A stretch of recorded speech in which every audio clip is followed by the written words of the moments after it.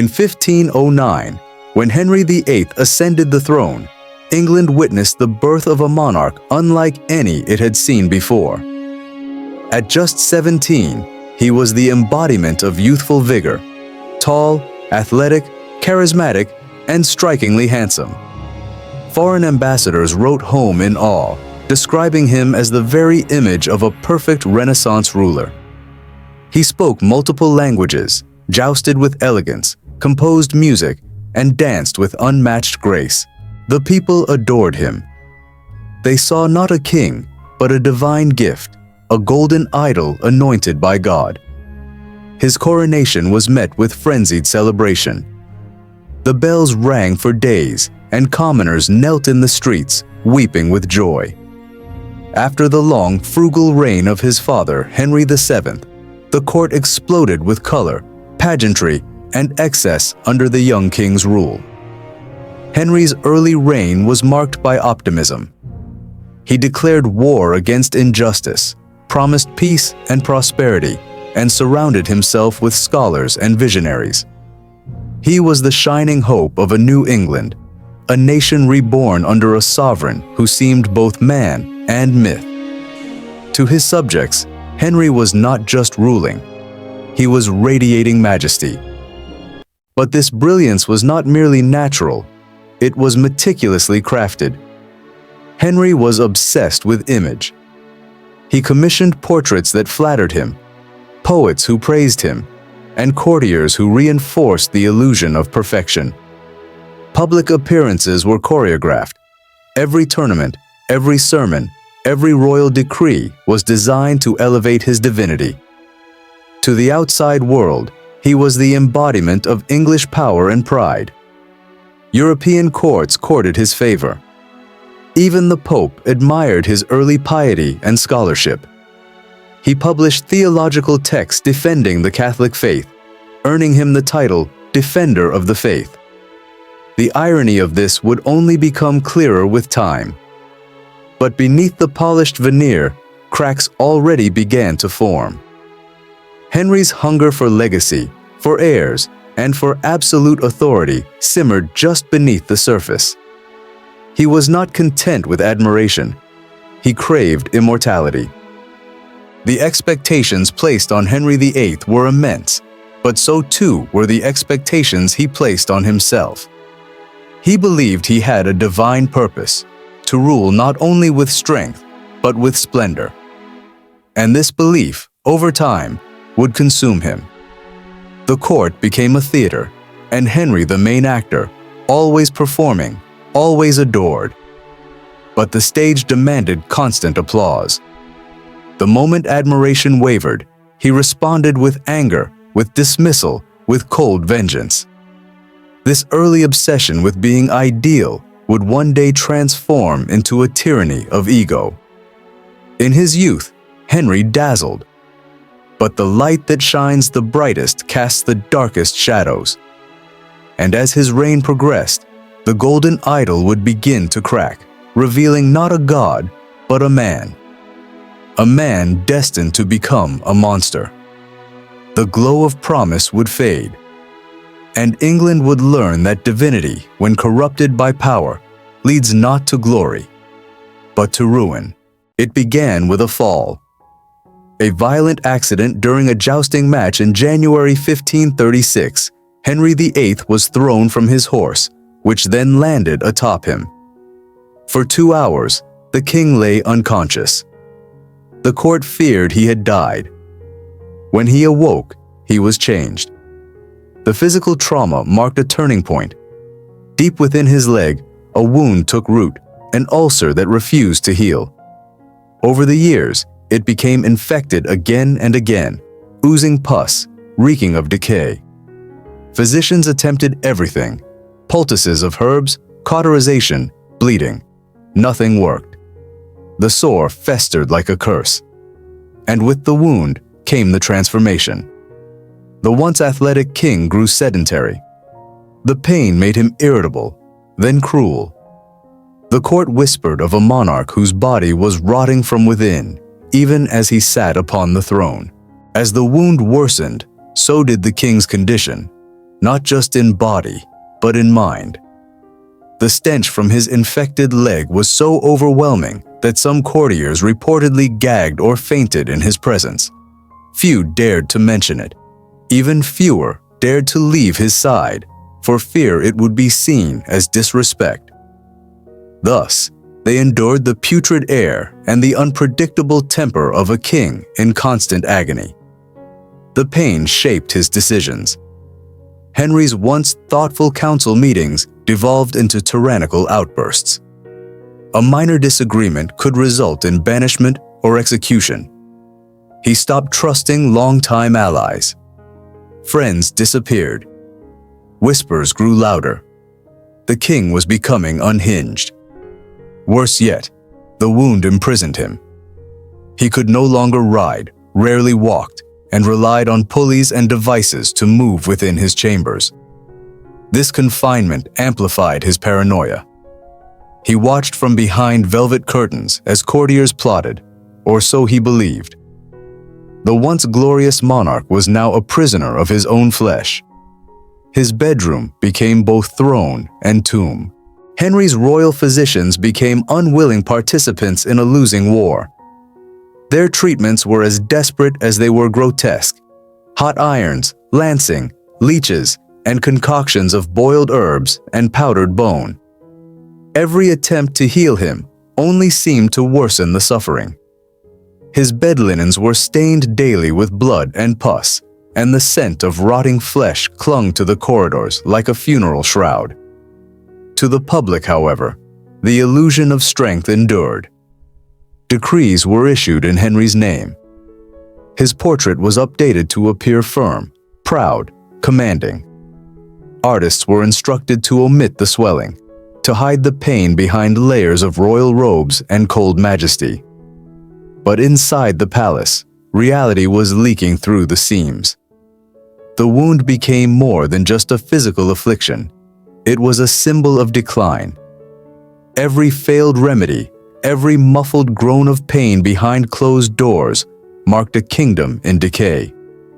His courtiers bowed to him, but they also feared him and pitied him. No one spoke of the smell or the screams or the fact that their once great king was dissolving in real time. His throne was not made of gold. It was stitched together with gauze, soaked in blood, and guarded by silence. At the heart of Henry VIII's reign was not just power, but passion. And it was this passion that would cost him his soul.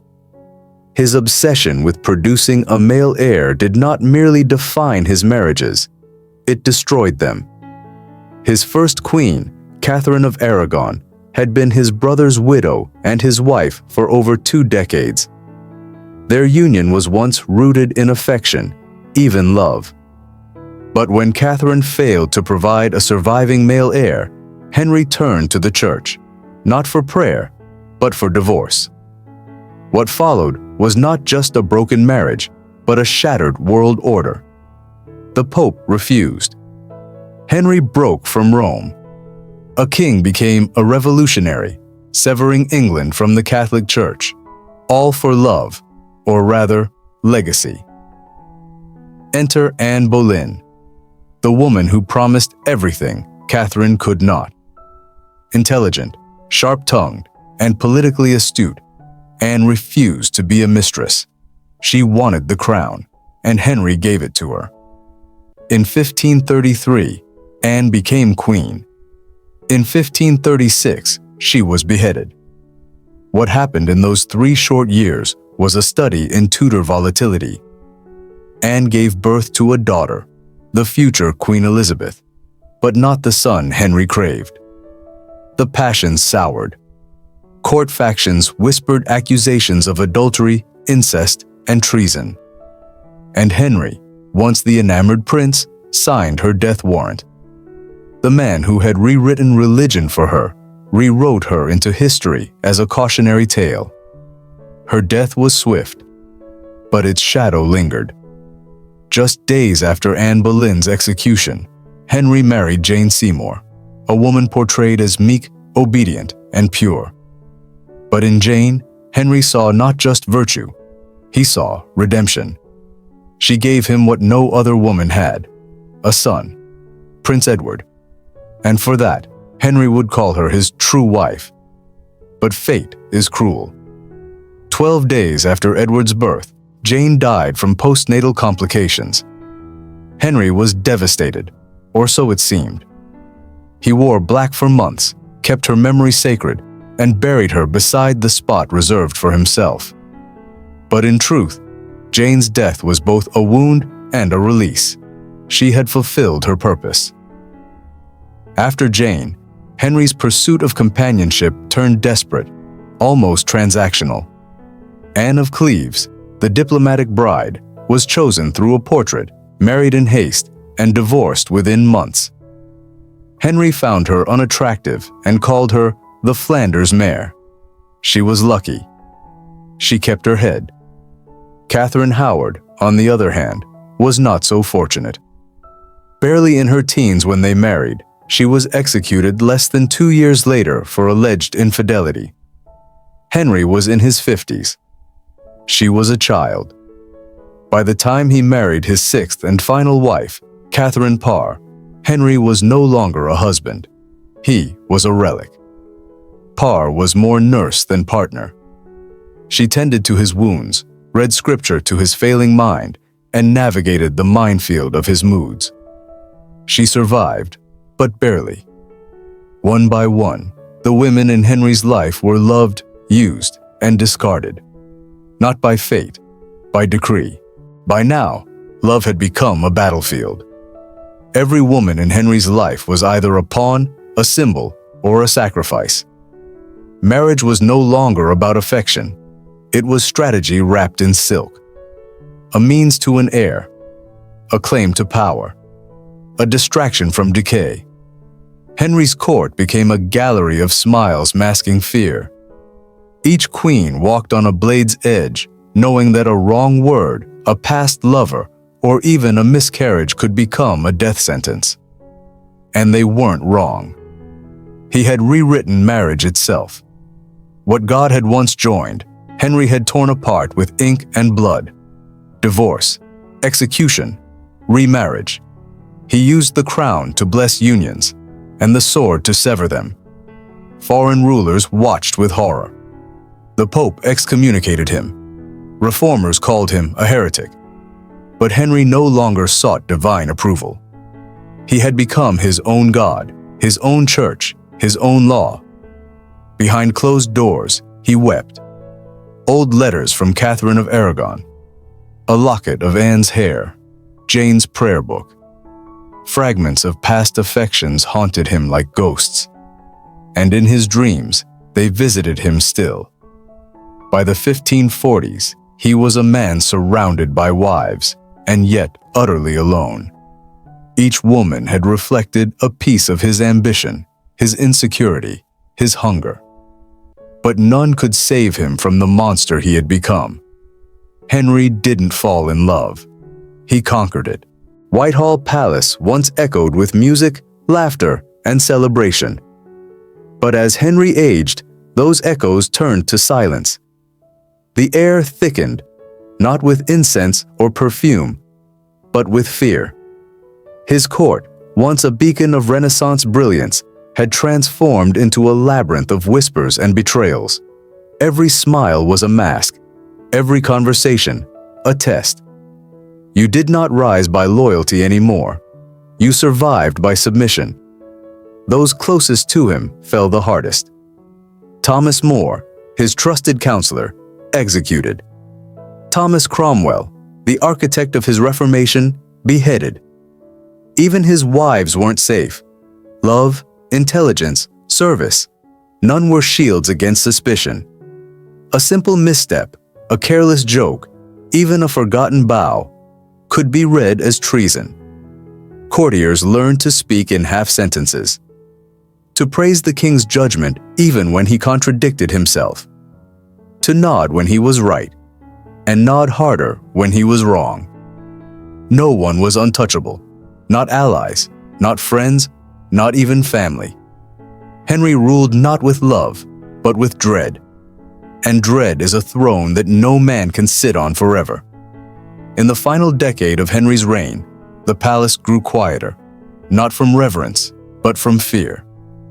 Servants tiptoed through corridors, speaking only in whispers. The grand halls of Whitehall no longer resounded with festivity, but with the hollow echo of caution.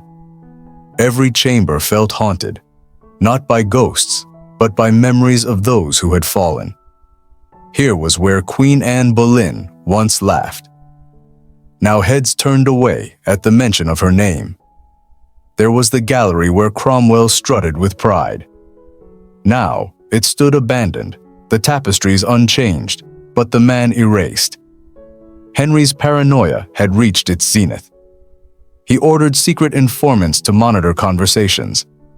Spies disguised as stewards listened behind doors. One wrong sentence, a misinterpreted jest, and you could vanish. Not just from court, but from history. Even his inner circle tread lightly. The Privy Council fractured into factions. Every meeting became a performance. Decisions were no longer made for the realm, but to please a king who might sign your death with the same hand he used to bless your children. It was a kingdom ruled by silence. Silence in the dining halls. Silence in the gardens. Silence in the hearts of those who served. For they all knew one truth. In Henry's England, the loudest voice was the axe. There was a time when Henry VIII surrounded himself with trusted men, scholars, warriors, visionaries. But by the twilight of his reign, that trust had curdled into suspicion. The very people who helped build his empire now found their names on execution orders. Loyalty was no longer protection. It was a liability. Take Thomas More, a man who once called Henry friend, who served him with devotion. More refused to accept the king's break from the Catholic Church, and for that, he lost his head. Even as the axe fell, he said he died, the king's good servant, but God's first. Then came Thomas Cromwell, the architect of Anne Boleyn's downfall, the genius behind England's Protestant Revolution. Henry had once praised him as the most faithful of men. But a single political misstep, arranging a marriage Henry despised, and Cromwell was gone. Stripped of titles, dragged through the streets, beheaded. His final moments erased by the very regime he helped create. Even those without political ambition, poets, clerics, companions, were not safe. To disagree, to delay, to simply displease was a risk.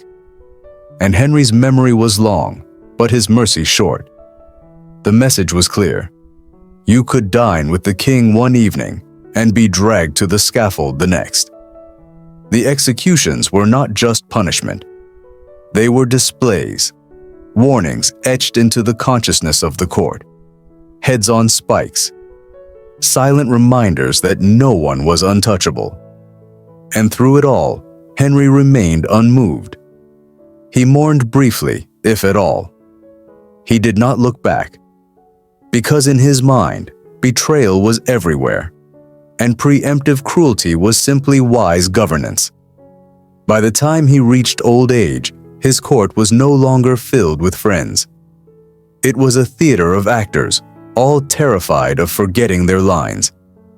And behind the curtain stood the king, watching, judging, ready to strike.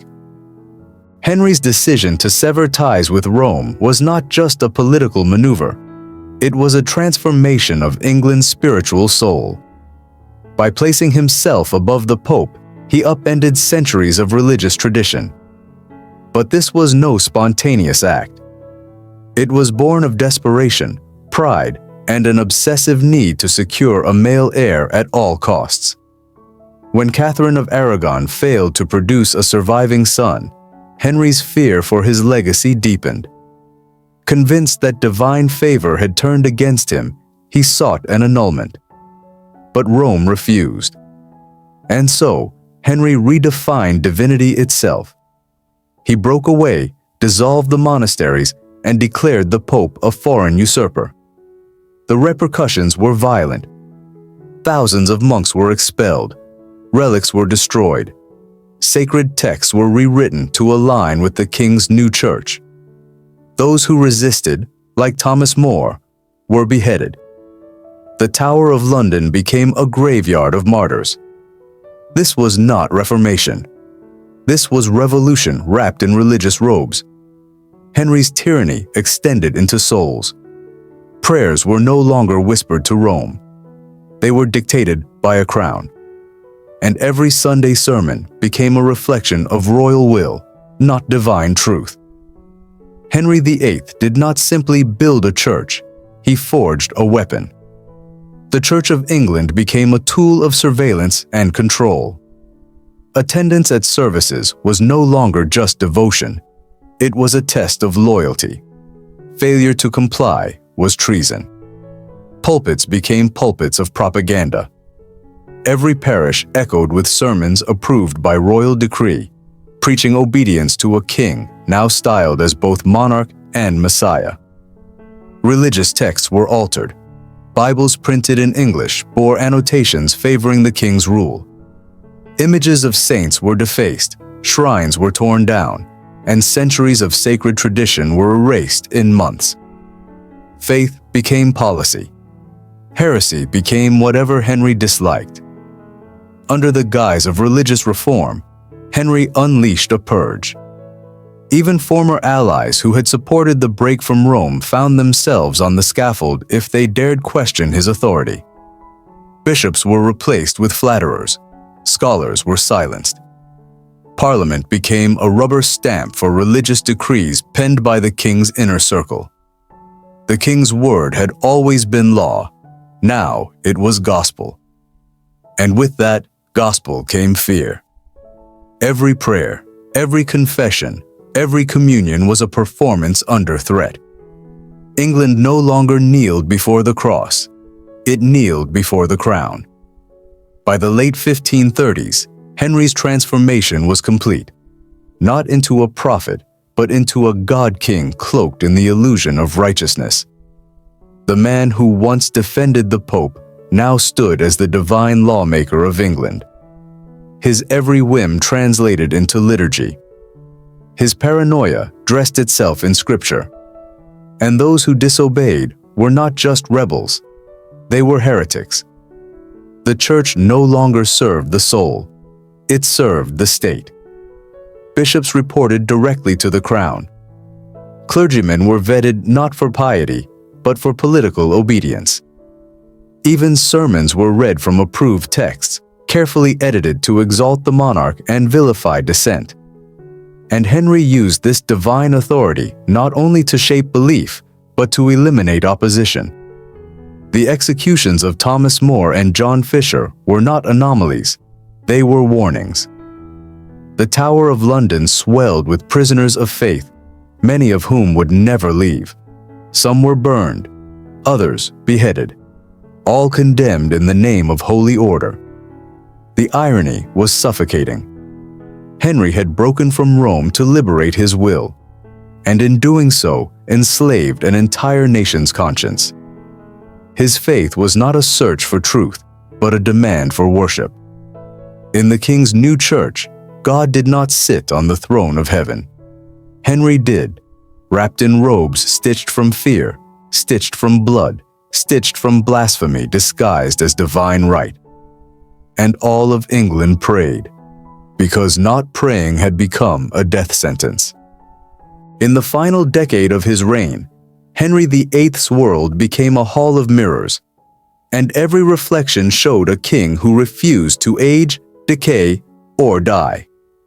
He had once been the embodiment of strength and beauty. Now, crippled by disease and bloated with indulgence, he clung to illusions crafted by artists too afraid to paint the truth. Official portraits still depicted him as broad-chested, square-jawed, and commanding, an image frozen in time. But behind palace doors, reality was far crueler. His legs festered with ulcers. His face swelled grotesquely. His body, once a symbol of English pride, had become a decaying relic of power clung to by fear alone. And yet, the mirrors remained polished. Flattery became law. No one dared whisper of his condition, let alone speak it aloud.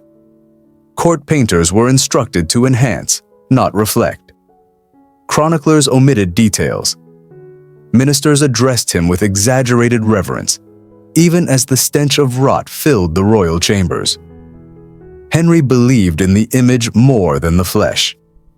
In every sermon that praised his divine rule, in every title etched on royal scrolls, he saw affirmation.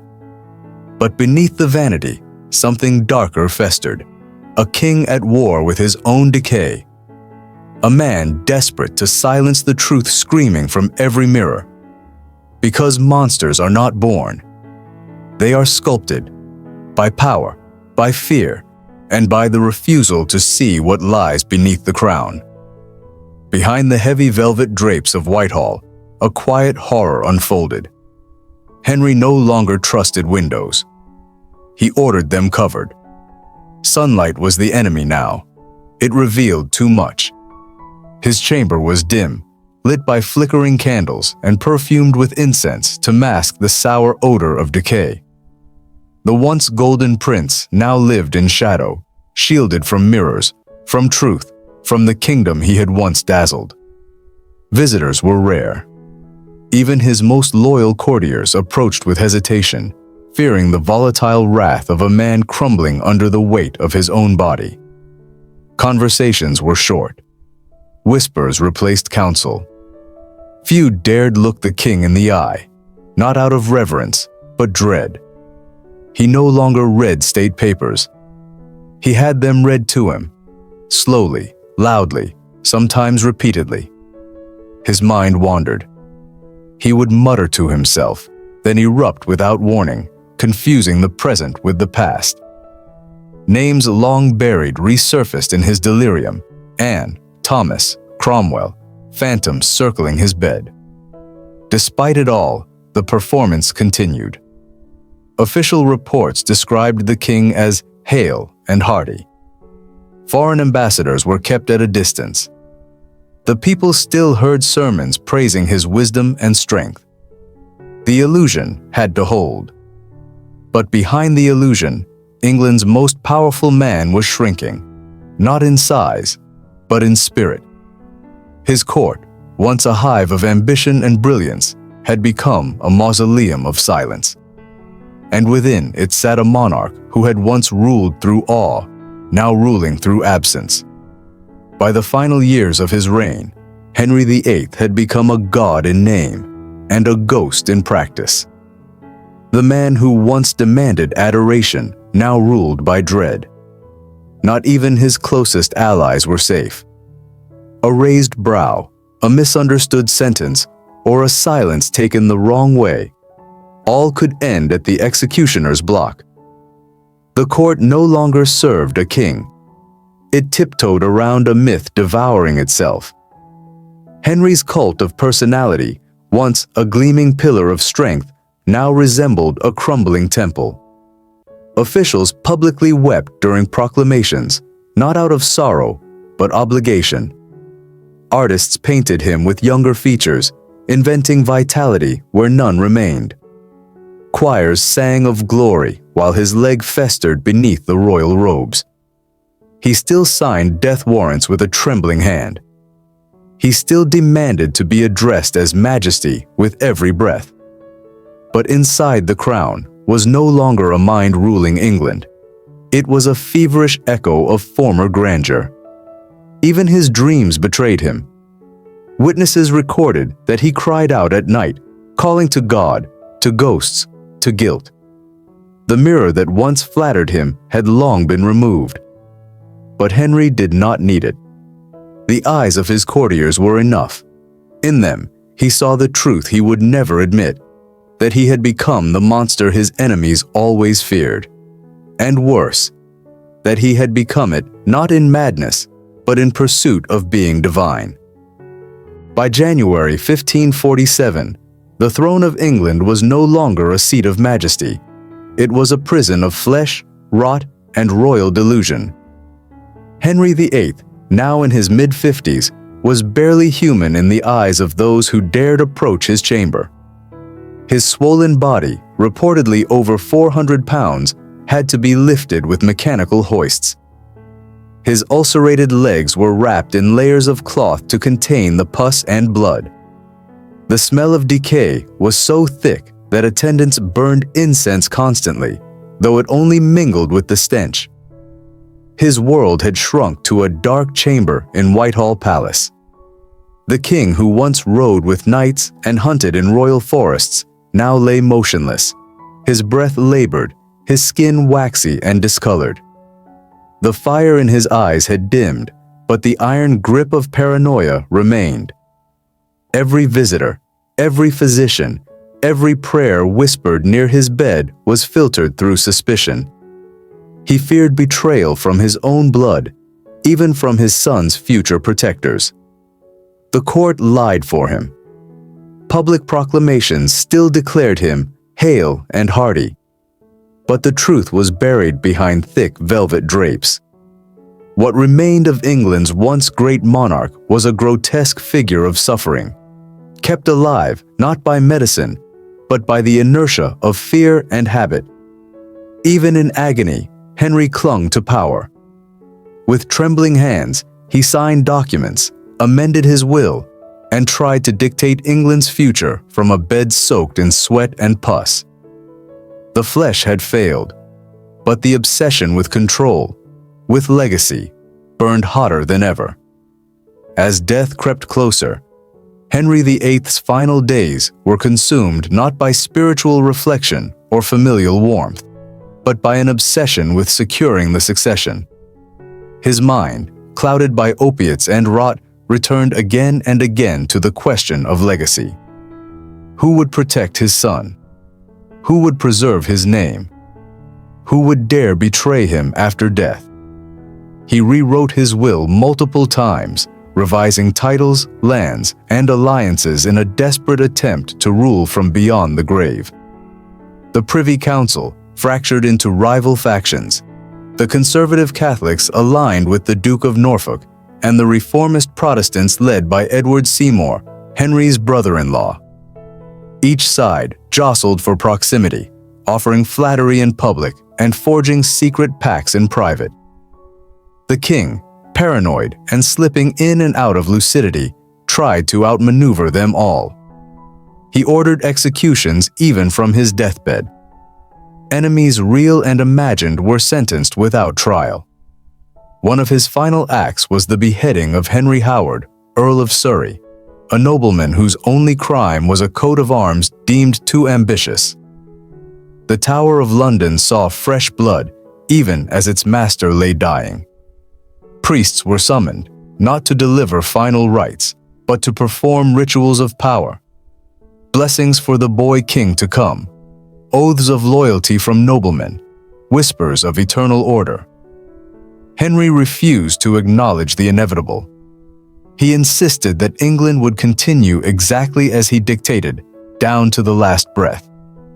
But outside his darkened chamber, the court prepared for transition. Courtiers packed bags, alliances shifted, and servants waited for the death knell.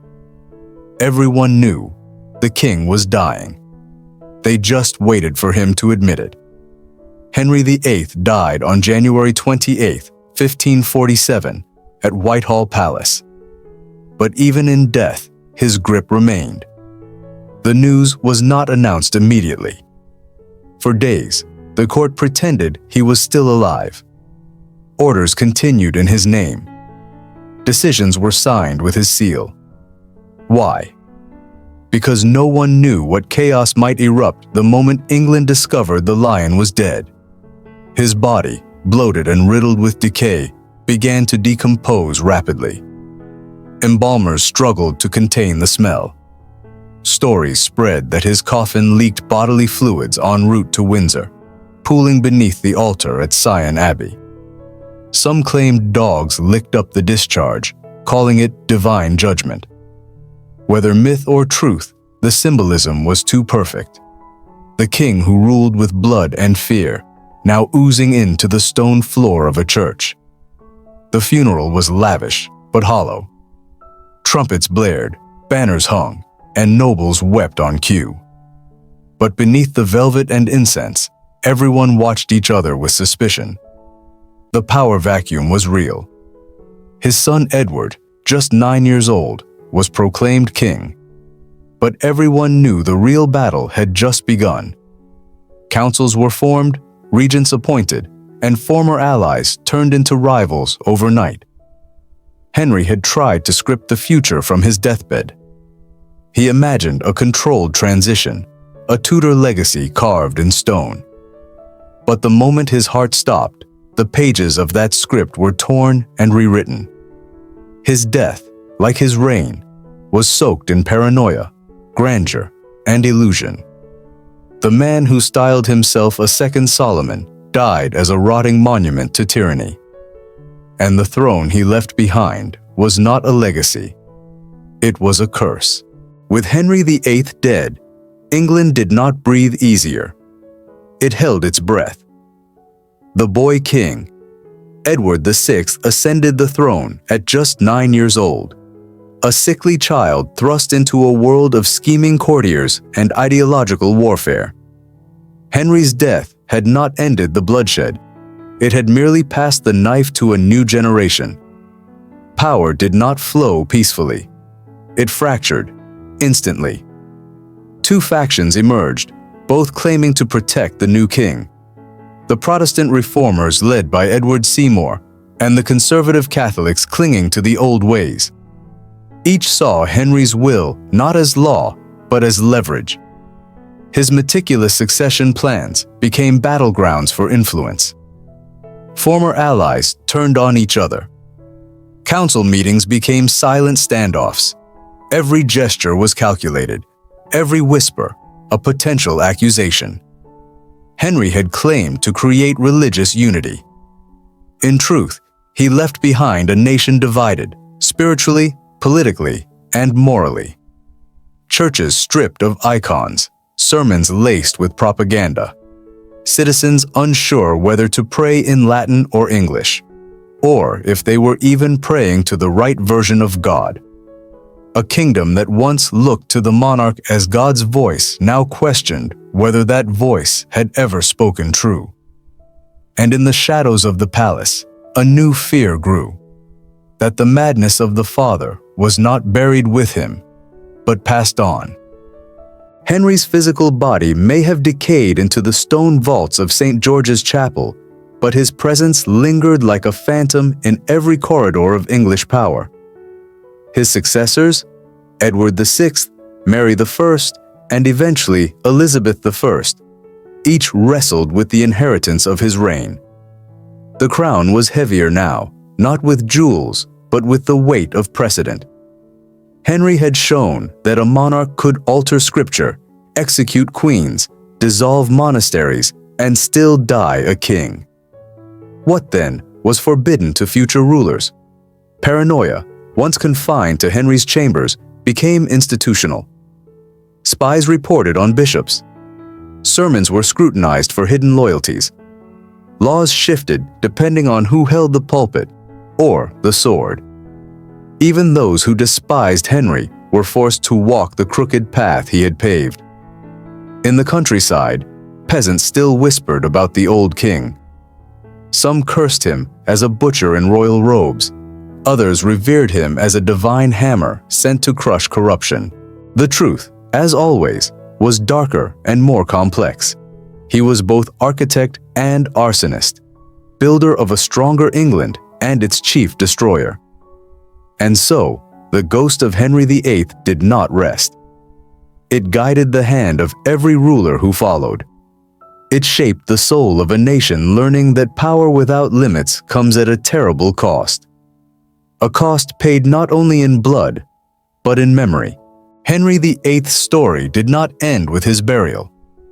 It transformed into something else, a warning etched in the bones of history. Here was a man who began his rule beloved, enlightened, and almost messianic in the eyes of his people. And yet, that same man would end it feared, isolated, and physically rotting on a throne built not of gold, but of corpses and broken vows. His journey stands as a chilling chronicle of what happens when ambition is unchecked, when flattery replaces truth, and when the divine right of kings becomes the delusion of a god. Future monarchs read the chronicles of his rule not with admiration, but with apprehension. Parliament, once timid in his presence, grew stronger in his absence, determined to ensure that no single ruler would ever again wield such absolute power. The English Reformation that he began mutated far beyond his control, turning into waves of religious upheaval he could never have imagined. Even the church he founded began to repudiate elements of his legacy. And yet, the shadow of Henry remained. In portraits, in palaces, in prayers recited under state orders. His ghost, metaphorical or not, lingered in every political decision that followed. Because Henry VIII was not just a man. He was a lesson. A lesson in the corruptive nature of absolute authority. A lesson in the fragility of greatness. A lesson that when kings begin to believe they are gods, nations bleed, and history never forgets. History does not just remember kings. It remembers the scars they leave behind. And while Henry VIII may have died rotting on his throne, the echoes of his tyranny still tremble through time. At Deadliest Chapters, we unveil the blood-stained crowns, the poisoned chalices, and the forgotten voices buried under royal lies. So if you think this was terrifying, wait until you meet the women who rewrote empires with daggers, diplomacy, and divine fury. Subscribe, watch, remember, because history isn't dead. It's waiting to be uncovered.